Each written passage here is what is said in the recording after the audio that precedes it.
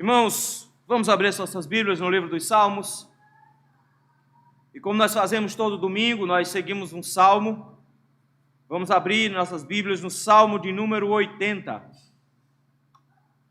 Diz assim a palavra do Senhor: ao mestre de canto, segundo a melodia, os lírios, testemunho de Asaf, salmo. Dá ouvidos, ó pastor de Israel, tu que conduzes a José como um rebanho, tu que estás entronizado acima dos querubins, mostra o teu esplendor. Perante Efraim, Benjamim e Manassés, desperta o teu poder e vem salvar-nos. Restaura-nos, ó Deus, faze resplandecer o teu rosto e seremos salvos. Ó Senhor, Deus dos exércitos, até quando estarás indignado contra a oração do teu povo? Dar-lhes a comer pão de lágrimas e a beber copioso pranto. Constituí-nos em contenda para os nossos vizinhos, e os nossos inimigos zombam de nós a valer. Restaura-nos, ó Deus dos exércitos, faze resplandecer o teu rosto e seremos salvos. Trouxestes uma videira do Egito, expulsastes as nações e a plantaste. Dispuseste-lhe o terreno, ela deitou profundas raízes e encheu a terra. Com a sombra dela os montes se cobriram, e com seus sarmentos os cedros de Deus. Estendeu ela a sua ramagem até o mar, e os seus rebentos até o rio. Por que lhe derribaste as cercas, de sorte que avidimam todos os que passam pelo caminho? O javali da selva devasta, e nela se repastam os animais que pululam no campo. Ó Deus dos exércitos, volta-te, nós te rogamos, olha do céu e vê e visita esta vinha. Protege o que a tua mão direita plantou, o sarmento que para ti floresceste. Está queimada, está decepada. Pereçam os nossos inimigos pela repreensão do teu rosto. Seja a tua mão sobre o povo da tua destra, sobre o filho do homem que fortaleceste para ti, e assim não nos apartaremos de ti. Vivifica-nos e invocaremos o teu nome. Restaura-nos, ó Senhor, Deus dos exércitos. Faze resplandecer o teu rosto e seremos salvos. Senhor, muito obrigado, Pai, por esse texto, pela tua palavra. Obrigado, Senhor, por termos o privilégio de estudarmos a tua palavra hoje à noite. Senhor, nós te pedimos que o Senhor tenha misericórdia de nós. Nos dê, Senhor, a capacidade de concentração e de entendimento da tua palavra. Precisamos que o Senhor ilumine a nossa mente para que possamos entendê-la. Mas não só isso, Senhor, que o Senhor nos oriente e nos conduza. Nesse momento, Senhor, cala o nosso coração, cala as nossas preocupações, cala as nossas inquietações, acalma-nos, ó Senhor, a mente, para que estejamos completamente voltados para o Senhor e desejosos de ouvir a tua palavra. É no nome de Cristo Jesus que nós te rogamos. Amém. Queridos, uma das maiores declarações de amor que você pode fazer por alguém é dizer: eu estou orando por você. Não se ora simplesmente porque você quer alguma coisa. Nós oramos em intercessão porque nós sabemos, em primeiro lugar, que o Senhor atende e está disposto a atender as nossas orações. Em segundo lugar, porque nós temos uma preocupação por algo ou por alguém que nos leva a essa oração. Por isso mesmo, meus irmãos, o Senhor nos instrui, quando escreve na carta de Tiago, capítulo 5, orai uns pelos outros e confessai os pecados uns pelos outros. Ele acrescenta dizendo que a oração feita por um justo muito pode em seus efeitos. Nós oramos uns pelos outros. E no final das contas, meus irmãos, ele nos ensina a orar até por quem nós não gostaríamos de orar. Ele nos ensinou em Mateus capítulo 5, a partir do versículo 43, dizendo: ouviste o que foi dito, amarás o teu próximo e odiarás o teu inimigo. Eu, porém, vos digo, amai os vossos inimigos, bendizei os que vos maldizem, fazei o bem aos que vos odeiam, e orai pelos que vos maltratam e vos perseguem. Vejam só a declaração de amor que eu faço. Eu faço oração. Orar por aqueles que a gente gosta, até dá. Orar por aqueles que a gente não gosta é um pouquinho mais difícil. Mas o Senhor nos instrui que a oração não deve ser discriminatória e que nós devemos amar os outros, orando uns pelos outros, orando e rogando a graça do Senhor sobre as pessoas. Esse é o caso aqui, de um servo de Deus orando, rogando restauração sobre pessoas com quem ele não gostava tanto assim. O texto, meus irmãos, está muito atrelado ao salmo anterior. Não sei se vocês notaram na leitura, mas tem uma série de paralelos muito parecidos com o salmo anterior. O salmo anterior foi um lamento, foi um choro. Choro diante da destruição de Jerusalém. Choro diante da invasão da cidade santa. Ele chora e clama ao Senhor misericórdia, porque Israel está no chão. E por isso, algumas palavras do Salmo 80 se repetem lá atrás. Se você, por exemplo, olhar no versículo número 1 do Salmo 80, nos fala sobre Israel sendo o rebanho do Senhor. E no Salmo 69, no versículo 13, no 79, versículo 13, ele termina assim: quanto a nós, teu povo e ovelhas do teu pasto. Ainda a mesma imagem, a imagem de um Senhor, de um Deus, que é o nosso pastor. Não só isso, se você for olhar no Salmo 78, versículo 52, você vai ver uma imagem muito parecida lá também. O texto diz assim: fez sair o seu povo como ovelhas e os guiou pelo deserto como um rebanho. Olha a mesma ideia aí no versículo número 1, o Senhor conduzindo um rebanho pelo deserto. Não só isso, se você for para o versículo de número 4, você vai ver que o texto nos diz lá que o Senhor está indignado com o seu povo. Mas no 79, no versículo de número 5, ele diz a mesma coisa: até quando, Senhor, será para sempre a tua ira? Então parece que se trata da mesma situação. Parece que o Salmo está dentro do mesmo contexto. Mas, na verdade, o que ele está fazendo, os salmos estão próximos, porque as orações são parecidas, porque ambas tratam de destruição do povo de Deus. Ambas tratam do povo de Deus sendo derrotado e enfrentando um momento de grande tribulação. Mas enquanto o Salmo 79 trata da destruição de Jerusalém, do reino de Judá, o Salmo 80 trata de outro reino, trata do reino de Israel, onde estavam as 10 tribos reunidas na cidade de Samaria. Na verdade, meus irmãos, toda a semelhança acaba aqui, porque esse salmo faz uma referência à destruição de Samaria no ano 722 pela Assíria. O texto nos fala isso porque vejam quem é que ele escolhe a partir do versículo número 2. Ele fala de Efraim, de Benjamim e de Manassés. Esses três são filhos de Jacó com Raquel, lá atrás. Aquela que ele tinha paixão. Primeiramente, nasce José, depois nasce Benjamim. Então temos Benjamim aqui. Mas José não tem tribo em Israel. Pelo contrário, os 2 filhos de José têm tribo em Israel, que são justamente Efraim e Manassés. O que ele está fazendo aqui é orando ao Senhor, porque Samaria acabou de cair, porque tinha cometido pecado contra o Senhor, desde a época de Jeroboão I, quando criou um ídolo lá dentro, criou um culto idólatra com sacerdotes próprios, pecou contra o Senhor por muito tempo, e agora o Senhor estava castigando. Mas só que quem era de Judá, como é o caso de Asaf, quem era de Jerusalém, como é o caso de Asaf, não tinha muita intimidade, não gostava muito do povo de Samaria, justamente porque eles eram até aquele momento inimigos.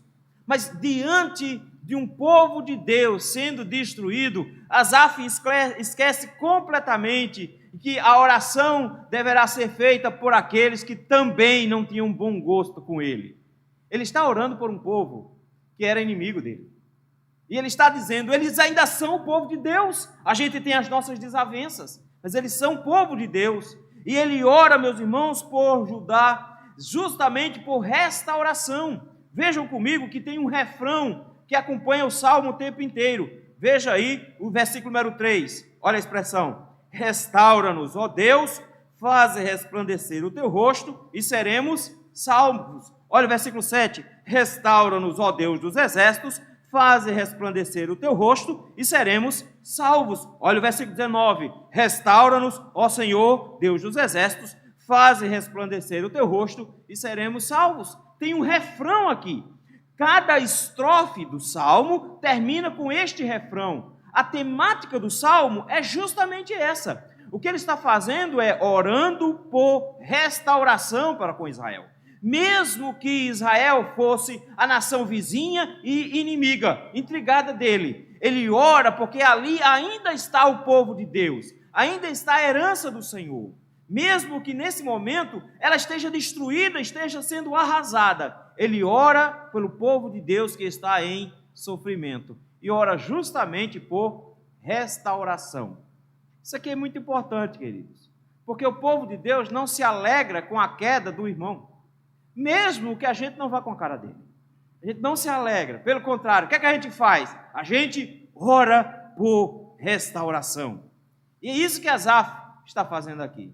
Os seus irmãos de Israel caíram, eles estão no chão, ele ora por restauração. E é isso que eu gostaria de ver com vocês hoje à noite, uma oração por restauração. O texto nos traz 3 pedidos sobre esta igreja. O primeiro pedido está aí dos versículos de 1 a 3, ele diz: salva o teu povo.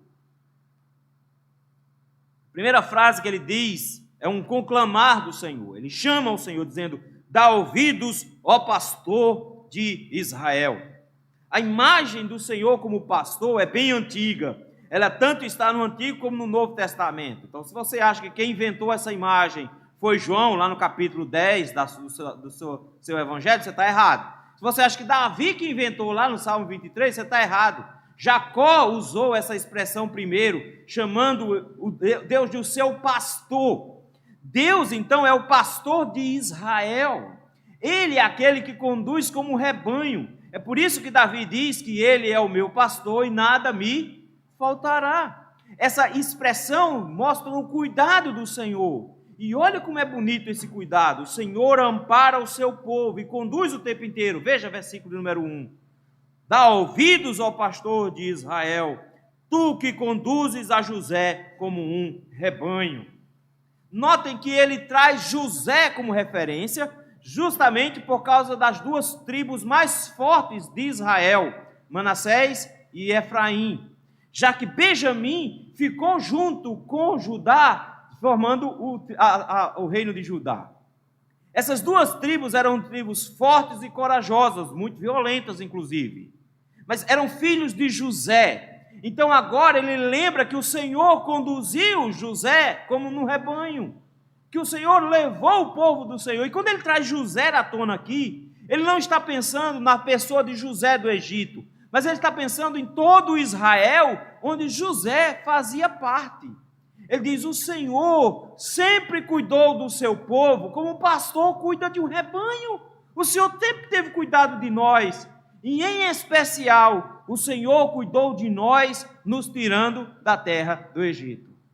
O cuidado de Deus, meus irmãos, mais expressivo no que diz respeito à salvação, está exatamente no fato de que Deus tirou Israel do Egito, como quem tira um rebanho da toca de um lobo.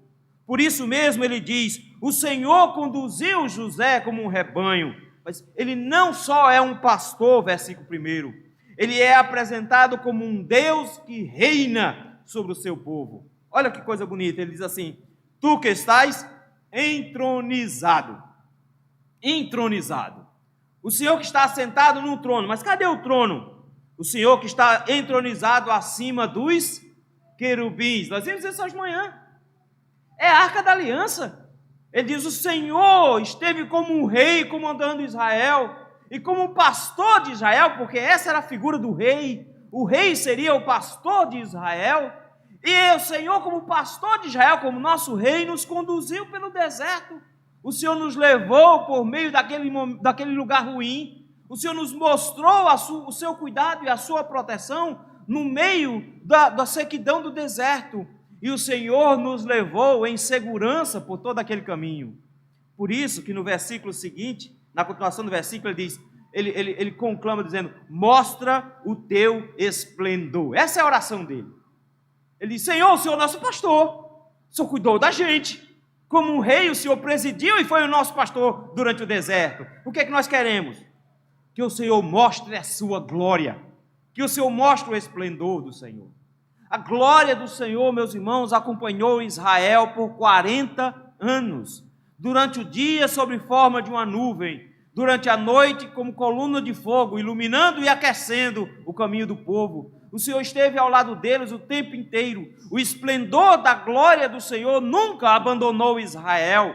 E ele diz: o que nós esperamos agora, Senhor, quando eu vejo os meus vizinhos, os meus irmãos sendo destruídos, é que de novo o Senhor mostre o seu esplendor, que de novo o Senhor mostre o seu brilho. Ele está pedindo para que Deus faça a mesma coisa que ele tinha feito quando tirou o povo do cativeiro da Babilônia. Aliás, do Egito.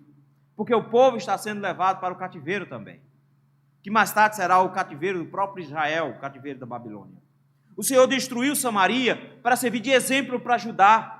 Mas nesse momento, a preocupação de Asaf é orar para que Deus salve o seu povo. Essa imagem da Arca da Aliança é bonita, porque olha como é que ele continua no versículo 2. No versículo 2 ele faz assim: perante Efraim, Benjamim e Manassés, desperta o teu poder e vem salvar-nos.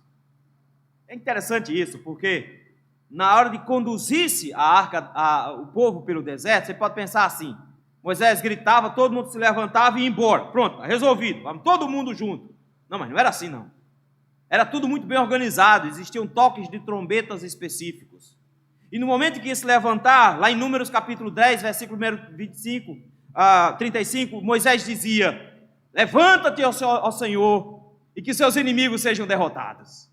Esse conclamar de levanta-te, ó Senhor, fazer com que Israel inteiro ficasse em pé e começasse a marchar, numa ordem muito específica. Primeiro da frente, quem ia era Judá. Judá era a primeira tribo sempre. Ela ia à frente conduzindo toda a procissão. Mas lá no finalzinho, depois da Arca da Aliança, depois do tabernáculo e depois dos utensílios do tabernáculo, vinham 3 tribos atrás dela. Vinham Efraim, Benjamim e Manassés. Ele está dizendo: eles estão, Senhor, seguindo a procissão do Senhor. Eles estão seguindo com o povo do Senhor. Eles fazem parte do povo do Senhor. Eles são do teu povo. Por isso, quando Moisés clama, Senhor, levanta-te, Senhor, ele está dizendo: levanta-te, Senhor, também sobre Benjamim, também sobre Manassés e sobre Efraim. Eles fazem parte do teu povo porque eles caminhavam contigo. Agora eles estão em pecado, estão debaixo da condenação do Senhor, mas eles ainda são teu povo. Por isso, Senhor, ele diz: desperta o teu poder e vem salvar-nos. Mesma imagem de Moisés. Ele diz: Senhor, mais uma vez, desperta o teu poder.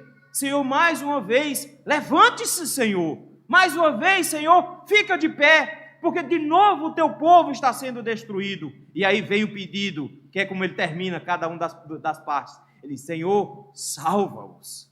Salva, Senhor. Salva porque eles estão sendo destruídos. Salva porque eles estão sendo levados cativos. Salva, Senhor, porque eles estão sendo arrasados.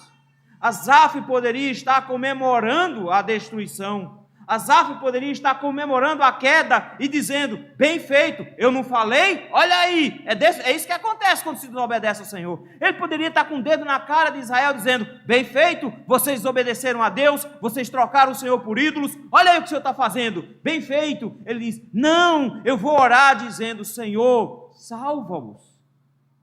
Senhor, salva-os. Por isso mesmo o refrão, que ele vai repetir por mais 2 vezes fora essa, ele diz: restaura-nos, ó Deus.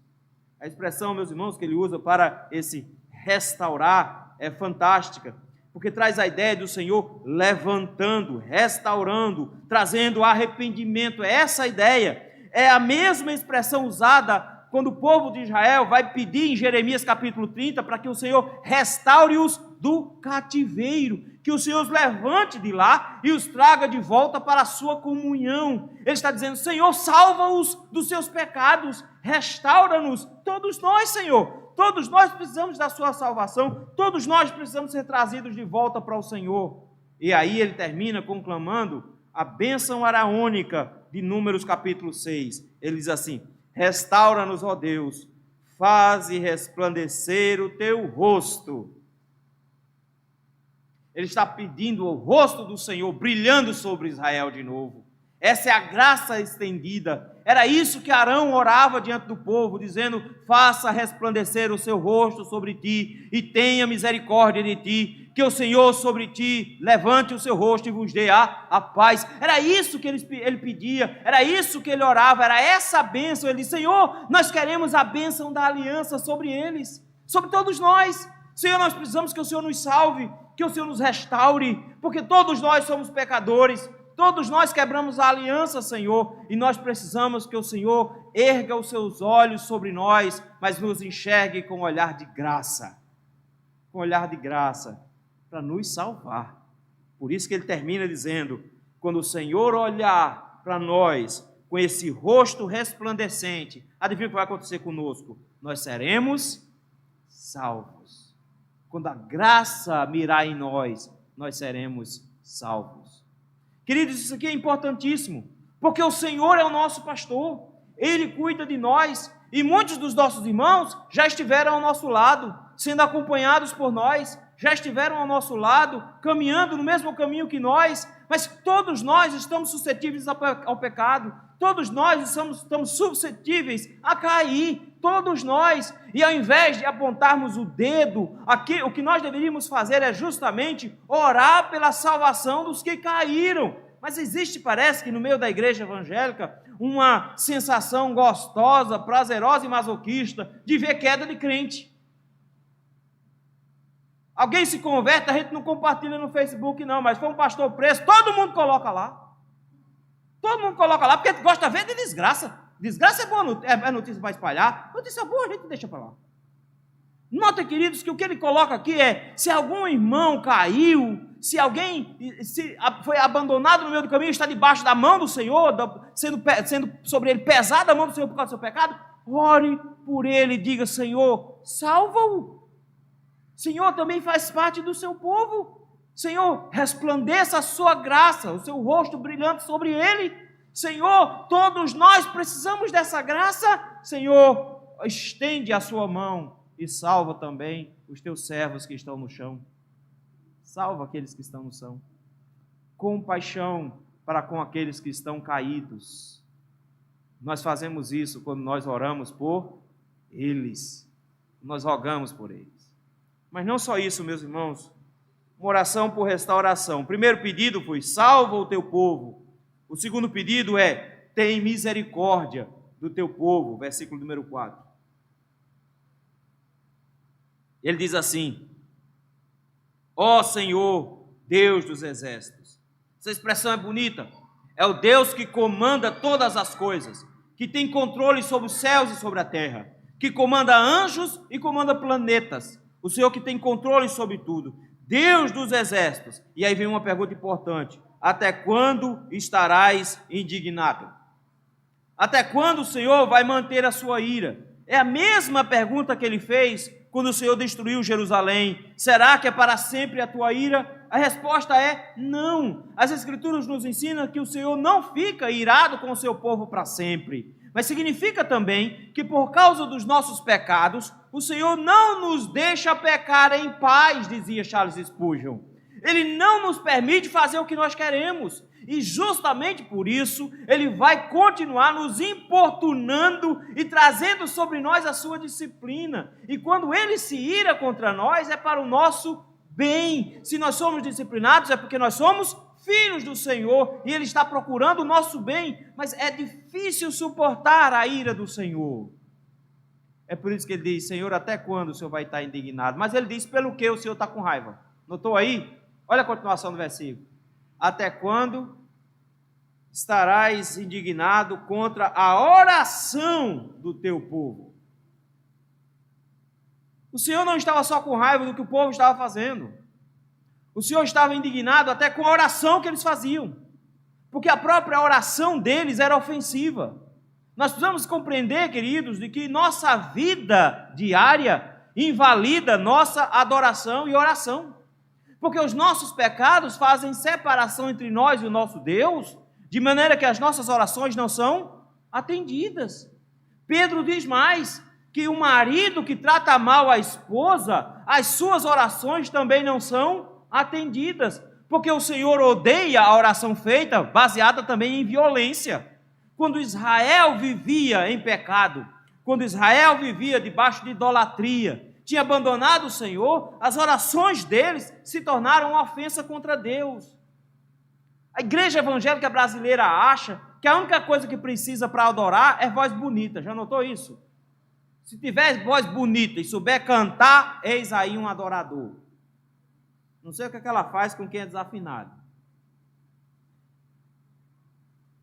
Mas se for afinado e tiver voz bonita, está adorando a Deus porque está cantando uma música gospel. Mas quem te disse que é assim que funciona? Quem te disse isso? Porque a sua semana desmancha o que você vai fazer perante Deus. Ou você acha que Deus, deixa para a semana de lado, né? Hoje é domingo, esquece. Não, querido. Sua vida de pecado invalida suas orações. Sua vida de pecado invalida a sua adoração. Te impede de ter intimidade com o Senhor. E o texto diz aqui, o Senhor estava com raiva, era da oração deles. Não estava nem sequer ouvindo, ele estava já com raiva delas. E ele diz a mesma coisa quando escreve em Malaquias, desejando que o templo fosse fechado, porque o culto que estava sendo prestado em Israel era uma tortura para ele. E ele diz, quem me dera as portas fossem fechadas para eu não mais sofrer. Já parou para pensar nisso? O Senhor ficando feliz quando a igreja está fechada, 2 anos de pandemia. O Senhor diz, graças a Deus, ainda bem. Ainda bem, 2 anos sem me aperrearem. 2 anos sem culto. Pelo menos eles não estão me ofendendo com esse culto que eles prestam. É isso que ele está dizendo aqui. A oração deles estava causando ira em Deus. E por isso mesmo, era isso que o Senhor, era da forma contrária que o Senhor respondia. Vejam que o Senhor estava conduzindo Israel pelo deserto como um pastor e cuidou de todas as necessidades de Israel. Davi sabia disso quando ele disse que ele leva-me para junto das águas de descanso, refrigera minha alma, me leva para pastos verdejantes. O Senhor cuida da minha comida, cuida da minha bebida e das minhas necessidades. Mas olha o que é que o Senhor está fazendo no versículo 5. Eles ainda estão comendo, eles ainda estão bebendo, porque o Senhor está dando comida e está dando bebida. Mas olha o que é que eles comem e o que é que eles bebem. Eles dizem assim, dá-lhes a comer o quê? Pão de lágrima. Isso aqui é terrível. O que é que eles comem? Pão de lágrima. Choro o dia todinho. O salmista diz, as minhas lágrimas têm sido o meu alimento dia e noite. É isso que está acontecendo com eles. Eles estão se alimentando de lágrimas. Estão bebendo o que para desentalar do pão? E a beber o quê? Copioso pranto. A ideia aqui é de uma enxurrada, de uma vasilha grande de pranto. O que é que a vida deles é agora? Só tristeza, porque a mão do Senhor está sobre eles. A mão do Senhor os alcançou. E eu tenho colocado isso aqui na igreja, porque é verdade que nem todo sofrimento é decorrência do pecado. Mas quem te disse que o contrário não é verdade? Quem te disse que todo sofrimento que você faça é provação e não consequência do seu pecado? A maioria dos nossos problemas, meus irmãos, é sim consequência do nosso pecado. Nem sempre é provação do Senhor. Ah, mas é porque lá em casa tem um demônio devorador que está comendo as minhas finanças. Meu irmão, tem um demônio devorador comendo as suas finanças, é que você gasta demais. É um demônio vermelhinho com o nome hiper bom preço na frente. Quebra esse demônio no meio que resolveu o problema. O seu problema é que você não se controla e você quer adorar o seu Deus, que é o seu consumo, e você quer gastar tudo quanto tem, aí quando não tem, o devorador está comendo. Devorador é tu mesmo. Ah não, pastor, veja só, é porque a saúde está muito debilitada, aí faz que nem eu, não faz exercício, só come gordura. Aí quer que tem o quê? Chapado, todo shapeado, todo no estilo, não rola. Consequência do nosso pecado, a gente está comendo desmantelado. Não, meu irmão, nem todo sofrimento que vem na tua vida é provação. A maioria é porque você perdeu a paciência com quem não deveria. É porque você mentiu quando não deveria. É quando você traiu alguém. Por causa da sua língua comprida que você fica falando mal do povo. O problema são os nossos pecados que nos levam às consequências dele. E é isso que está acontecendo aqui. Israel procurou, desobedeceu ao Senhor, caiu em idolatria. O que é que ele tem agora? Lágrimas para comer, lágrimas para beber. Essa é a vida deles. E como se não bastasse o sofrimento interno que eles tinham, eles estavam passando vergonha no versículo de número 6. Olha que coisa terrível. Eles estão passando problema, porque diz assim: constitui-nos em contenda para os nossos vizinhos. É como que dizendo, eles estão tudo confusos, vendo o que está acontecendo conosco.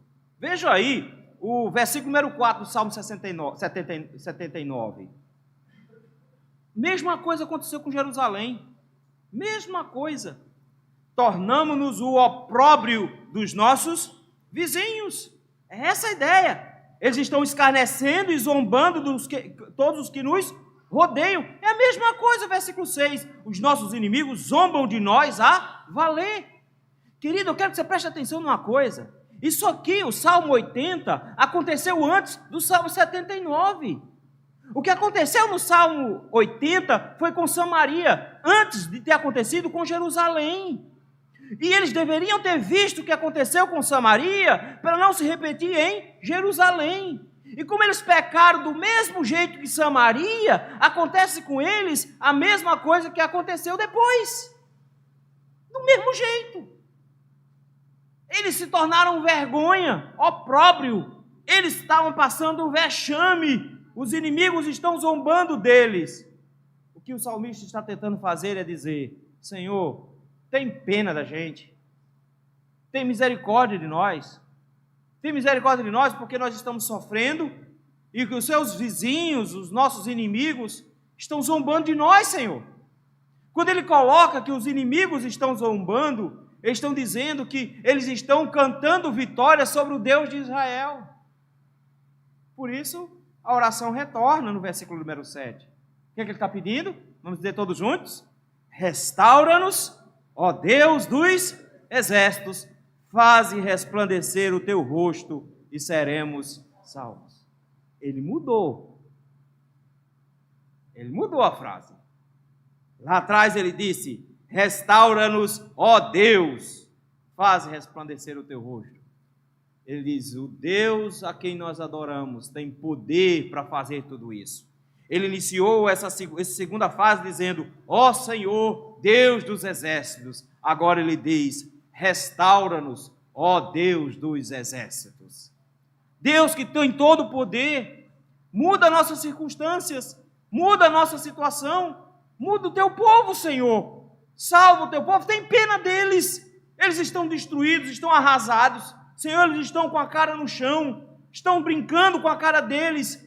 Eles estão assim por causa do pecado deles. Mas, Senhor, restaura-os, ó Senhor. Restaura-os, traz para junto de novo da sua graça. Resplandece o seu rosto, mostre sua graça, Senhor. Porque quando o Senhor mostrar graça, nós seremos de novo salvos. Ah, meus irmãos, como é prazeroso chutar cachorro morto. Como é prazeroso. Porque todo mundo é brabo quando o outro está no chão. Tinha um parente meu que era delegado na minha cidade. Sei lá, antigo, lá na década de 40, 50, por aí. E ele era delegado da cidade. Era frouxo de correr água. Aí uma vez teve um tiroteio lá e mataram o bandido. Aí ele foi lá, chegou para o bandido morrendo no chão, ele disse: esteja preso. Disse: mas ele está quase morto. Ele: é lei. Brabo. Prendendo um defunto. Coisa. Beleza. Mas a gente adora fazer assim, não é? A gente adora chutar cachorro morto. Quando tem alguém debaixo da condenação do Senhor e da mão do Senhor, está lá todo humilhado porque o Senhor está esfregando, e não se engane.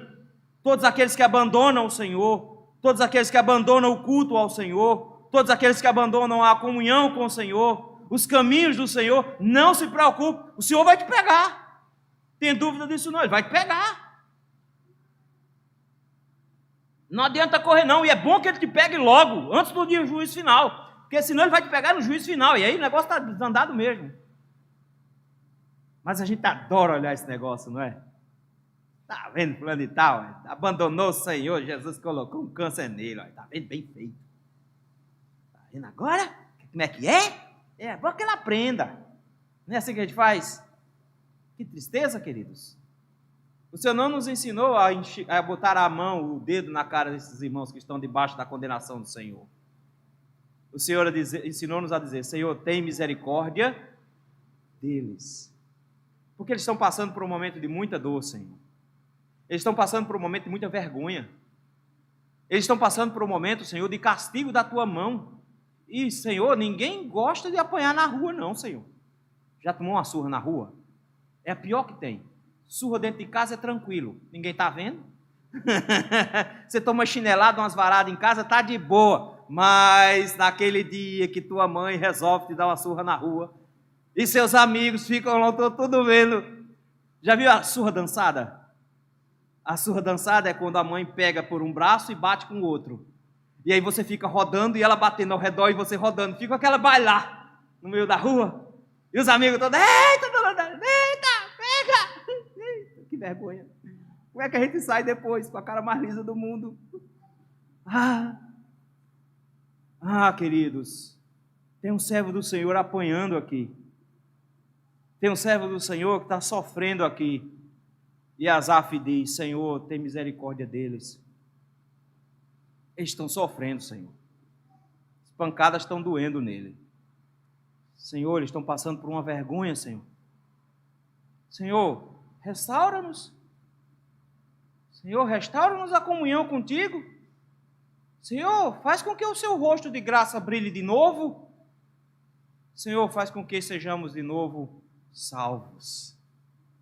O que nos leva, meus irmãos, a um terceiro pedido, uma oração por restauração. Primeiro pedido, salva o teu povo. O segundo pedido, tem misericórdia do teu povo. O terceiro pedido, reaviva o teu povo. Essa parte é um pouco maior, vai do versículo 8 até o versículo de número 19. É porque ele vai primeiro contar uma história, ele organiza melhor o pensamento mais à frente, no versículo de número 14, ele usa uma expressão muito parecida com o refrão, quando ele diz: ó Deus dos exércitos, volta-te, nós te rogamos, olha do céu e visita. É uma expressão muito parecida com o refrão, mas o refrão só volta a aparecer no versículo 19. Isso porque ele quer contar uma história para a gente. Versículo de número 8, olha a história como é bonita. Ele diz assim: trouxeste uma videira do Egito. Ele disse: Senhor, eu trouxe uma plantinha, uma muda de videira, lá do Egito. Quando nós saímos de lá, nós não passávamos de uma mudinha. O Senhor nos trouxe para a terra prometida. O Senhor nos trouxe, Senhor, para cá. E o Senhor chegando aqui, o Senhor limpou a terra. Olha o versículo de número 8. Expulsastes as nações. Porque para fazer uma plantação, era necessário limpar o terreno. Ele diz: o Senhor veio e tirou tudo quanto era erva daninha da frente. O Senhor limpou o terreno e plantou essa plantinha, essa videira, essa mudazinha, bem no meio de Israel. Coisa bonita, né? O Senhor plantou. E não só o Senhor plantou aqui. O texto diz que o Senhor ajeitou o terreno e dispôs uma área bem grande de terreno. E o que aconteceu é que, como a terra era boa, versículo número 9, ela enfiou as raízes no chão. Ela se firmou no chão e encontrou terra muito boa. De forma que ela agora começa a se espalhar, depois de enfiar raízes, versículo número 9, e ela começa a se espalhar por toda a região. Veja, versículo número 10, ela está se espalhando como uma ramagem por toda a região de Israel. A videira, meus irmãos, é uma espécie de trepadeira. Ela precisa estar sempre pendurada em alguma coisa. E ela vai cobrindo tudo que está por perto. Ela vai indo por cima de tudo que está por perto. A imagem aqui é de Israel cobrindo tudo. Olha aí, a sombra dessa videira que o Senhor plantou cobriram os montes. Vejam, é como se o Senhor tivesse plantado lá embaixo e a videira foi subindo. Quando isso aconteceu? Isso aconteceu quando Davi se tornou rei. Quando Davi se tornou rei, Israel passou para o outro lado do monte e tomou um território imenso, e Salomão ainda pegou outro pedaço. Ele disse: Senhor, nós nos espalhamos demais, Senhor. O Senhor plantou um negocinho bem pequenininho aqui dentro e de repente Israel bombou, terra boa, com raízes profundas. Nós nos espalhamos, Senhor, e cobrimos todo o território. Versículo número 10. Os sarmentos, os brotos dos cedros de Deus, nós cobrimos tudo. Não só isso, nós estendemos a ramagem até o mar e os rebentos até o rio. Ele está dizendo: Senhor, a gente foi parar no rio Eufrates. Senhor, a gente foi em direção à Síria. Senhor, a gente foi parar no mar Mediterrâneo. Senhor, esse terreno todinho aqui era uma videira só. Só que tem um problema. Isaías capítulo 5, versículo número 2 diz que Israel começou a produzir uvas bravas. Notou que não apareceu em nenhum momento dizendo que ele produziu uvas? A única coisa que ele produziu até agora foi ramagem. Israel se espalhou por tudo quanto é canto, mas não produziu. Ele diz: e aí, o que está acontecendo agora? Versículo de número 12. Senhor, derrubaram as cercas. Senhor, derrubaram. E o que acontece agora, Senhor, é que todo mundo que passa pelo caminho tira um pouquinho da gente. E tem mais, Senhor, veja o versículo 13. O javali da selva está comendo tudo. Não só o javali, o texto diz que inclusive animais pequenos, os animais que pululam no campo, eram desde passarinhos até insetos. A imagem aqui é essa, como que fossem insetos comendo. Ele diz: Senhor, nós estamos sendo devorados numa proporção muito grande. Senhor, é a tua vinha. Senhor, é aquela plantinha que o Senhor trouxe lá do Egito, que botou aqui, lembra? Ela ficou grande, ficou bonita, mas o Senhor está comendo tudo agora, o Senhor está se destruindo tudo, não está sobrando nada. Senhor, estamos sendo destruídos porque as nações vizinhas estão invadindo. Essa é a Síria invadindo Samaria. Por isso a oração dele no versículo 14 é: ó Deus dos exércitos, nós te rogamos, volta-te. É como que dizendo: Senhor, nós precisamos que o Senhor volte a nos tratar como aquela mudinha que o Senhor plantou. Restaura-nos, ó Senhor, volta, ó Senhor, olha do céu, Senhor, vê, Senhor, visita esta vinha, Senhor, intervenha nessa situação. Ele está rogando, meus irmãos, ele está clamando para que o Senhor restaure as condições, para que a igreja do Senhor, de Israel, volte para o que era antes. Ele está dizendo: Senhor, nós precisamos que o Senhor torne a nos dar vida, porque a gente espalhou, mas Senhor, nós agora estamos sendo destruídos, e se o Senhor não intervir, não vai sobrar nada. Senhor, eles vão comer tudo. É por isso que o versículo 15 e o versículo 17 formam um conjunto bem interessante aqui. Ele diz assim: protege o que tua mão direita plantou. O que a tua mão direita plantou. Olha o versículo número 17. Seja a tua mão sobre o povo da tua destra. Benjamim, filho da minha mão direita. Ele diz: Senhor, como Israel é o filho da tua mão direita, Senhor, estende a sua mão porque eles são teus filhos. Senhor, protege-os, porque eles são teus filhos, eles pertencem ao Senhor, eles são a sua vinha, Senhor. Protege-os, Senhor, cuida deles, eles são filhos da tua mão.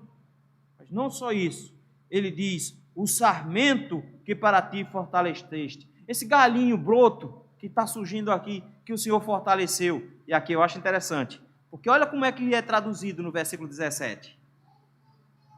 Ele diz assim: sobre o filho do homem que fortalecestes para ti.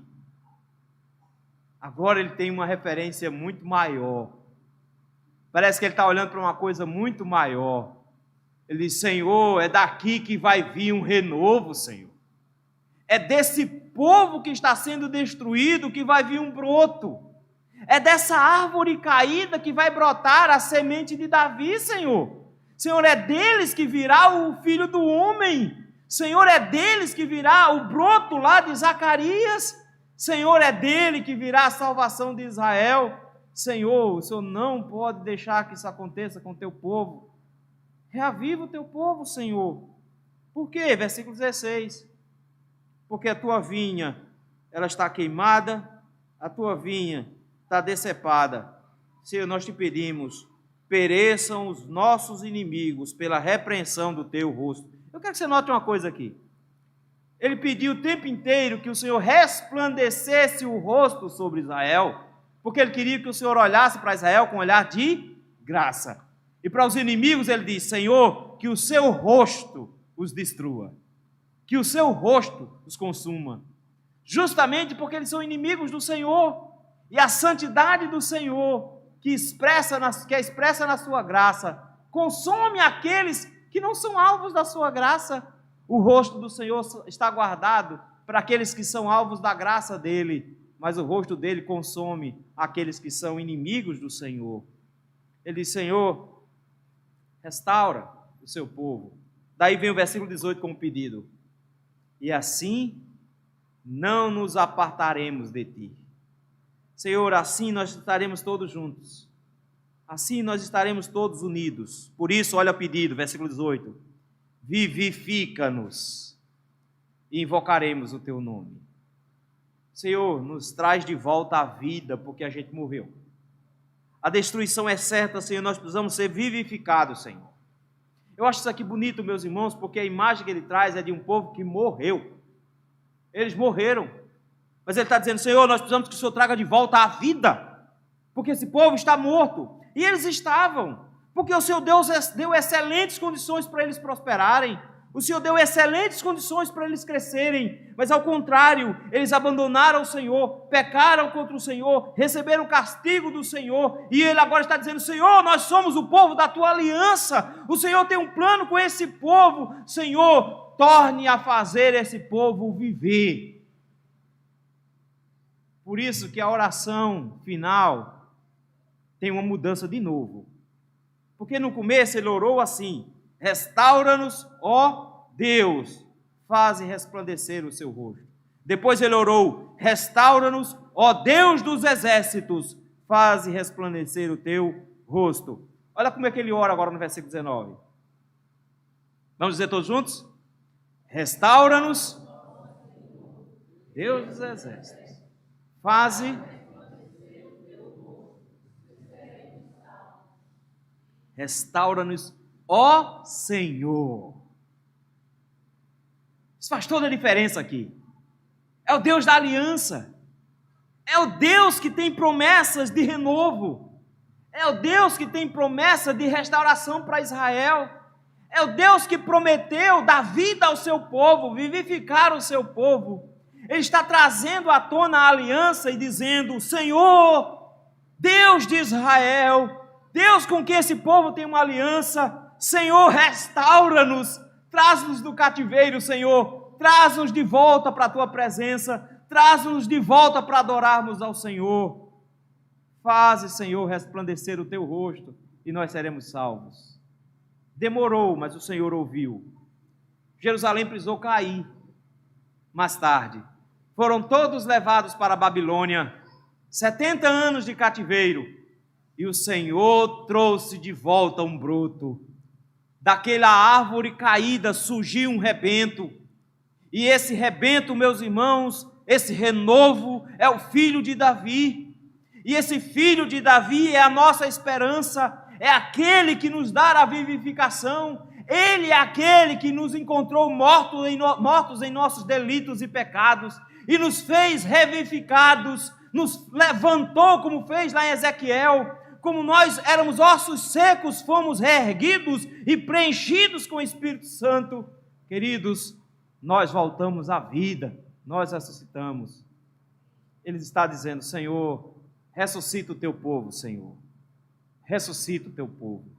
E o Senhor vai ouvir, porque quando eles voltarem da Babilônia, não vai haver mais Judá e Israel, vai ser de novo um só povo. O Senhor trouxe a disciplina, mas o Senhor trouxe também restauração. Queridos, não importa a condição em que a pessoa caiu, não importa o estado em que a pessoa tem abandonado o Senhor, a igreja do Senhor é conclamada a orar, dizendo: Senhor, traz de volta a vida. Ah, pastor, mas fulano de tal já enfiou o pé na jaca de um jeito que está difícil. Meu irmão, a menos que ele tenha blasfemado contra o Espírito Santo e apostatado da fé de forma definitiva e blasfemado contra Deus e contra a graça, querido, existe uma chance. E o que nós fazemos é dizer, Senhor, traz de volta a vida, porque ele está como morto. Senhor, restaura, vivifica, porque o Senhor tem uma aliança conosco. O teu filho Jesus, o rebento da oliveira, ele é a oliveira verdadeira. Nós, Senhor, um bando de oliveira brava, mas nós somos enxertados no Senhor, e que graça, que glória foi manifestada a nós. Nós fazemos parte do teu povo. Senhor, esse ramo que está no chão aí, Senhor, bota de volta na videira. Bota de volta, Senhor. Traz de novo vida para ele. Faz com que esse ramo que está apartado seja de novo enxertado, Senhor. Coloca-o de volta. Senhor, restaura aqueles que caíram. Senhor, reaviva o teu povo. Reaviva o teu povo. Nós temos, meus irmãos, com isso, algumas lições que nós precisamos aprender com essa oração, para nós aprendermos a orar também. O salmista Asaf nos ensina a orar por pessoas que a gente não gosta. Ele nos ensina a orar por pessoas que a gente olha a desgraça dele e diz, bem feito. Era assim mesmo que eu gosto de ver. E quando nós olhamos para essas pessoas, Asaf nos lembra que nós temos uma oração para fazer. E a oração que nós estamos fazendo não é para dizer assim, Senhor, graças eu te dou, porque eu não sou feito fulano que caiu. Porque quem orou assim foi um fariseu, e o Senhor disse que a oração dele não passou do teto. O Senhor nos ensina a orar dizendo, Senhor, salva esse irmão que caiu. Senhor, o Senhor é aquele que nos conduz como um pastor conduz ovelhas. O Senhor conduz a sua igreja assim. O Senhor nos levou para cima e para baixo, nos garantiu a salvação, Senhor. O Senhor nos amou em todo o tempo e o teu povo caiu. Alguém do teu povo caiu. Meu irmão caiu, Senhor. Senhor, não permita que o meu coração seja um coração vingativo, que quer agora tripudiar em cima do cadáver do meu irmão caído. Mas, Senhor, me ajuda, Senhor, e me dá, Senhor, a graça de ver meu irmão voltando para os braços do Senhor. Senhor, restaura esse irmão que caiu. Senhor, traz salvação sobre a vida dele. A salvação, meus irmãos, que está dentro, junto com o povo de Deus.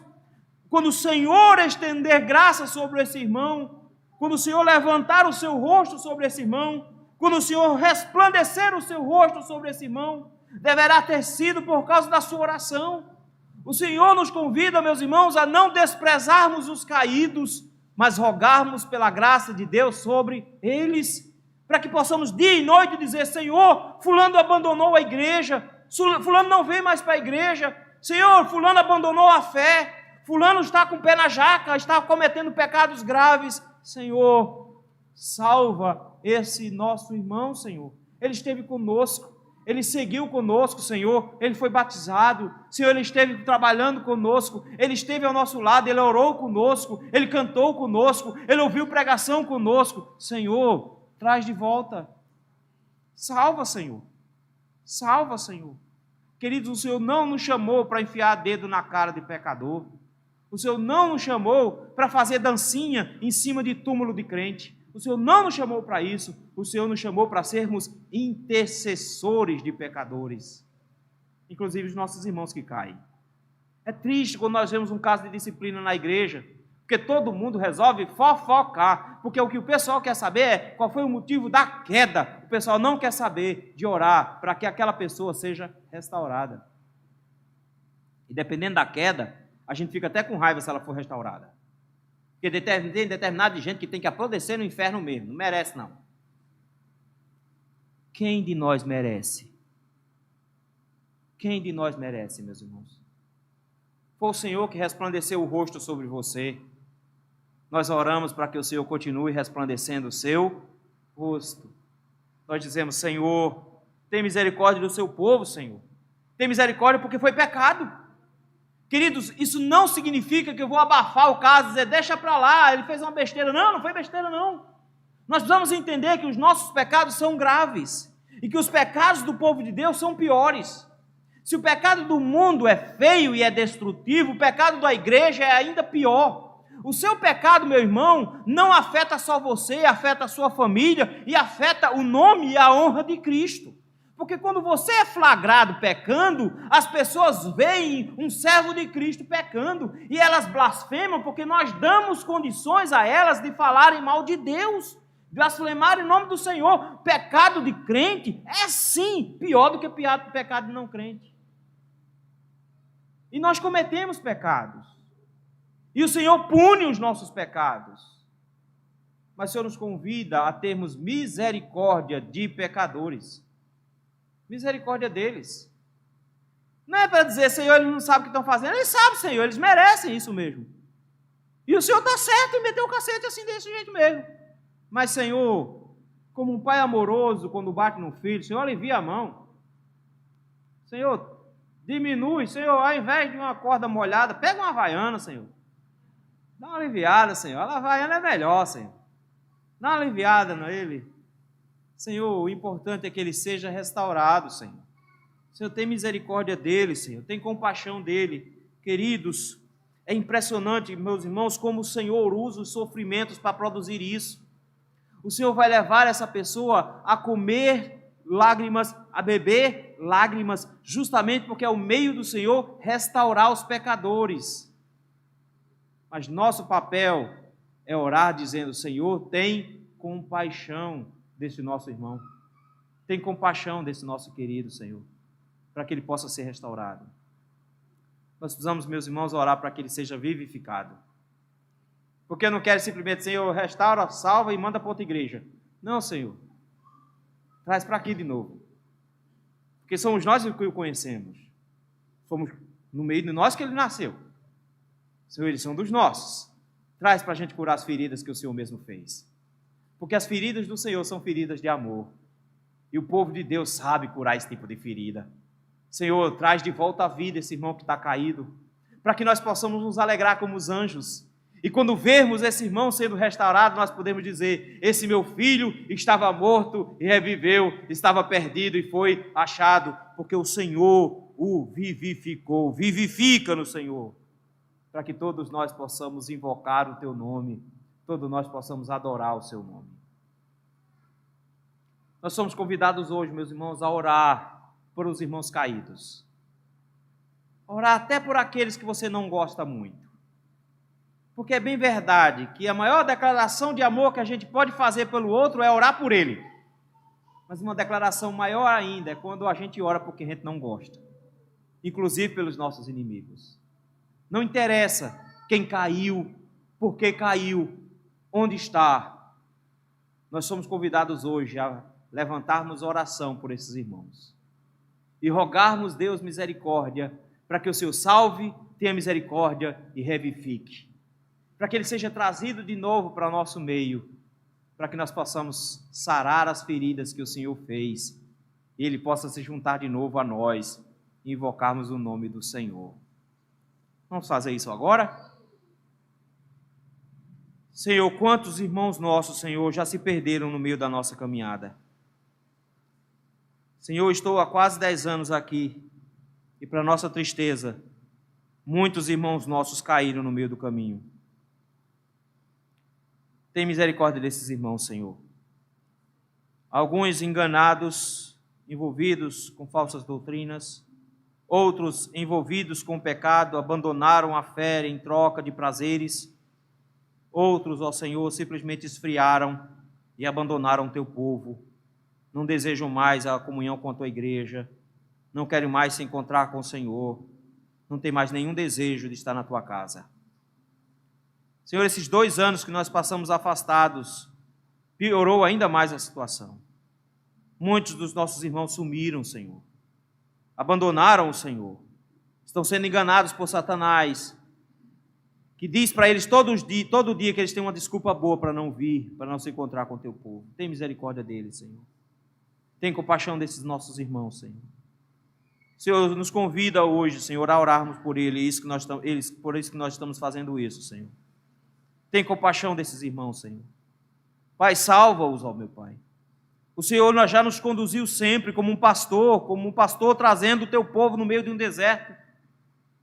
Senhor, o Senhor nos ensinou que como um pastor, o Senhor não deixa ovelhas para trás. Resgata essas ovelhas, ó Senhor, perdidas da tua casa. Traz, Senhor, de volta. Incomoda pela ação do Teu Espírito Santo, Senhor, produzindo no coração deles a salvação necessária.